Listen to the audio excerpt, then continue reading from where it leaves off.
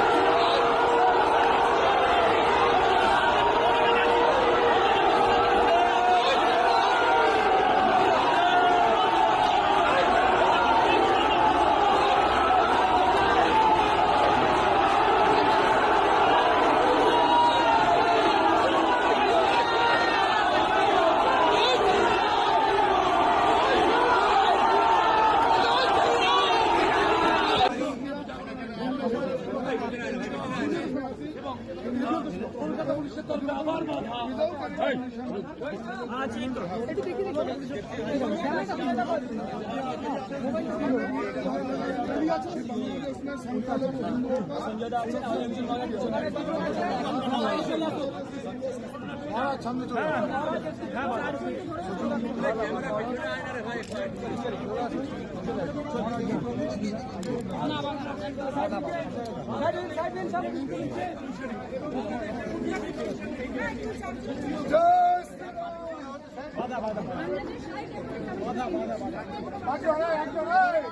বাংলাদেশ সরকারের কাছে তার পাশাপাশি ভারত সরকারের কাছে এটাই আমরা আশা করছি যে তারা আরো সুদৃঢ় পদক্ষেপ নেবে।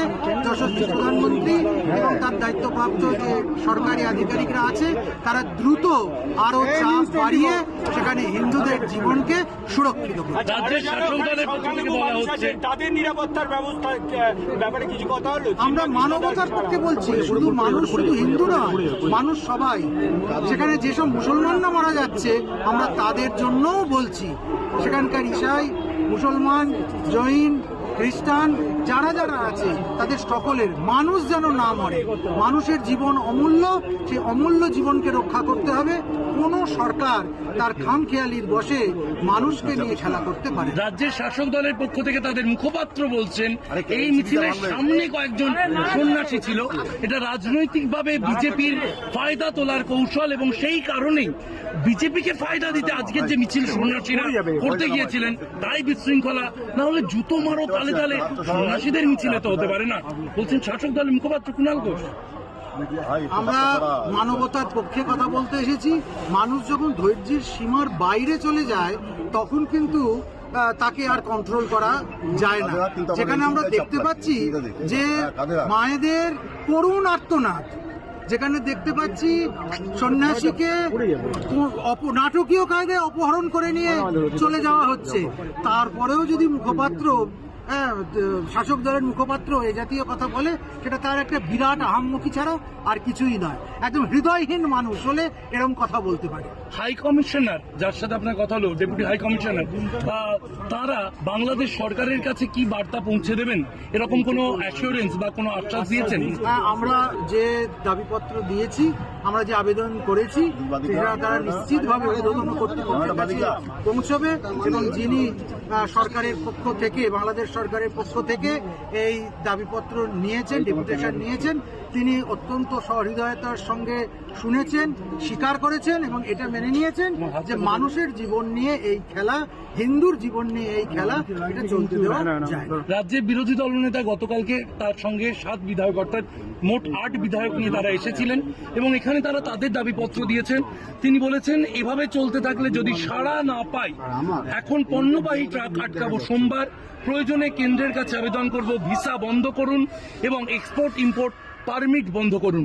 আপনারা এরকম কোনো আর্জি আপনারা ভাবছেন যেখানে বাংলাদেশ সরকারকে সংখ্যালঘুদের নিরাপত্তা দিতে বাধ্য করা যেতে পারে? সংখ্যালঘুকে নিরাপত্তা দিতেই হবে, হিন্দুকে নিরাপদ করতেই হবে। কেননা বাংলাদেশ শুধু মুসলমানের নয়, বাংলাদেশ হিন্দুর, বাংলাদেশ সেখানকার থাকা সংখ্যালঘু খ্রিস্টানের, সংখ্যালঘু বৌদ্ধের, সংখ্যালঘু জৈনের। অর্থাৎ মানুষের বিরুদ্ধে যারা কথা বলছে, মানুষকে যারা হেনস্থা করছে, আমরা তাদের বিরুদ্ধে দাঁড়াবো। আপনাদের কোন সদস্য আজকে আহত বা গ্রেফতার?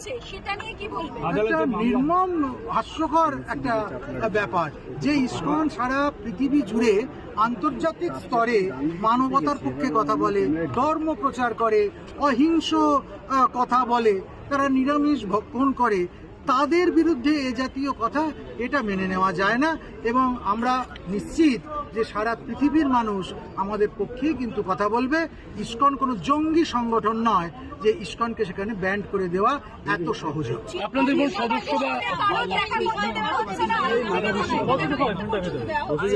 এই জন্যই আমরা আতঙ্কিত হচ্ছি যে চিন্ময় কৃষ্ণ দাসের ওষুধ ঠিক মতো পৌঁছচ্ছে কিনা, তিনি প্রসাদ ঠিক মতো পাচ্ছেন কিনা। আমাদের কাছে শেষ খবর আছে কালকে দুপুরবেলা একবার প্রসাদ গেছিল, তারপর তার খাওয়া পর্যন্ত বন্ধ হয়ে গেছে। জল পাচ্ছেন কিনা, তার শরীর কেমন আছে, তিনি কেমন আছে, কিছুই জানতে পারা যাচ্ছে না। একজনকে বন্দি করবার পর এইভাবে গুম করে দেবার প্ল্যান, এটা কিন্তু কখনোই সহ্য করা যায় না। বাংলাদেশকে তারা অশান্ত করতে চাইছে, ভারতের মতো এই উপমহাদেশের সবচেয়ে বৃহত্তর যে শক্তি তাকে ধ্বস্ত করে দিতে চাইছে এবং এই দিকটাতে সম্পূর্ণরূপে একটা রক্তক্ষয়ী ব্যাপার করে ইসলামিক স্টেট করে দেবার চেষ্টা করছে। রেকর্ডের জন্য আপনার নাম এবং ডেজিগনেশন যদি পরবর্তীকালে আমরা আরো বৃহত্তর আন্দোলনের পথে যাব, যেখানে সাধুরা এইভাবে অত্যাচারিত হচ্ছে, যেখানে সাধারণ মানুষ অত্যাচারিত হচ্ছে, আমার মা বোনেরা রক্তাক্ত হচ্ছে, তাদের ইজ্জত নিয়ে নিচ্ছে, সেখানে আমরা সাধু বলে চুরি পরে বসে থাকবো না। বঙ্গীয় হিন্দু জাগরণের আজকের যে আন্দোলন, আগামীতে আপনাদের যারা আরো অন্যান্য যে সংগঠন রয়েছে হিন্দুত্ববাদী সংগঠন, তাদের একত্রিত করে কোনো আন্দোলনের দিকে আপনারা যেতে চাইছেন? যদি আজকের এই আন্দোলনে কোনো ফল না হয়, যদি তারা সজাগ না হয়, তাহলে এর থেকেও আরো তীব্রতর আন্দোলন কলকাতা দেখবে। শুধু কলকাতা নয়, ভারতবর্ষের দিকে দিকে হবে। রাষ্ট্রপতির কাছে কোনো ডেলিগেশন যাচ্ছে আপনাদের? যাবে।